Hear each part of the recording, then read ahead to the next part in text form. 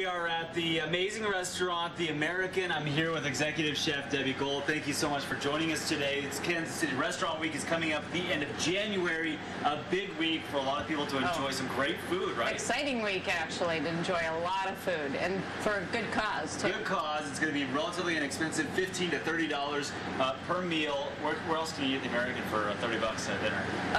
Not very often. Right. All right. So we're going to make wild mushroom and foie gras risotto today. Yes, we are. How do we do this? Well, it's a little bit of a process, so I'm kind of all set up here. Sure. So let's see, requirements.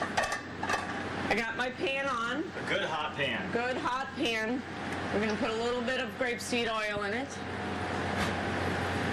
We're going to put our onions in the pan, and if you can hear it, it just already started. So I'm just going to add my risotto. We let the onions saute for a few minutes. And what is risotto exactly? Risotto is a rice. It's called a borio rice. It's a very short grain rice that a product of Italy. And what's different between regular rice and risotto is the process of cooking it. Okay, so now I'm going to let this saute a little bit in the pan, get a little bit of toast on the rice. So now when you toast the rice, it adds flavor.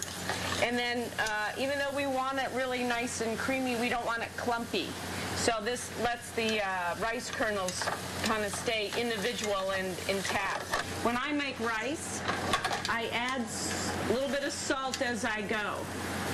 And of course, if you have an issue with salt, don't use it. But what's good about adding it as you're cooking it is the rice will absorb salt. So as opposed to salting afterwards and have it coating the kernel, it's going to be a part of the rice, and it just has a better flavor. So let's find my salt. Chef's secrets are never bad. No. We like to hear those.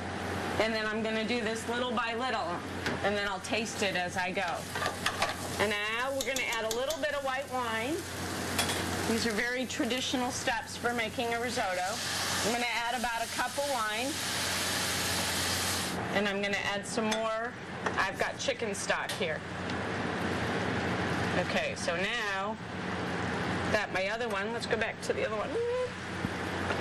This is the process. I want to add about a cup of liquid every time and just let it go.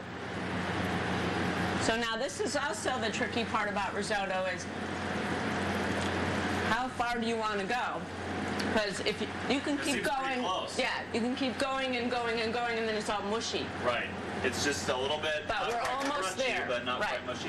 So now, to garnish our risotto, I'm going to move this one out of the way. We're going to do some sautéed wild mushrooms. This is called the lobster mushroom because of the color is very similar to lobster tail, and it's a really firm and meaty mushroom. I've also have a chanterelle mushroom, which I think most people are familiar with the chanterelle mushroom. So I'm going to start out this time with a little bit of olive oil in my pan. Get my pan hot, because again, I want the mushrooms to saute right as they go in, start cooking. And here's a little bit about sauteing mushrooms is I put them in the pan. I don't put too many in them. They're not overcrowded. And that way they'll just sit and cook and they're not steaming amongst themselves. A little bit of butter. I'm going to add some foie butter as well. And that's just going to melt in there. I'm going to add, I've got some fresh picked thyme. And then what I'm going to do is I'm going to add a little touch of sherry vinegar because you've got earthy, rich. Mushrooms are not really rich, but very earthy, and the vinegar will bring a little pop to the flavor when we eat it. All right, go ahead. Now we plate it. You want me to do that? No, I can do it. You do it. How much do you want me to put? Well, you hungry or you're not hungry? I don't know. I could eat this whole thing. You tell me how hungry you are. Okay. So we're going to add our mushrooms right on top.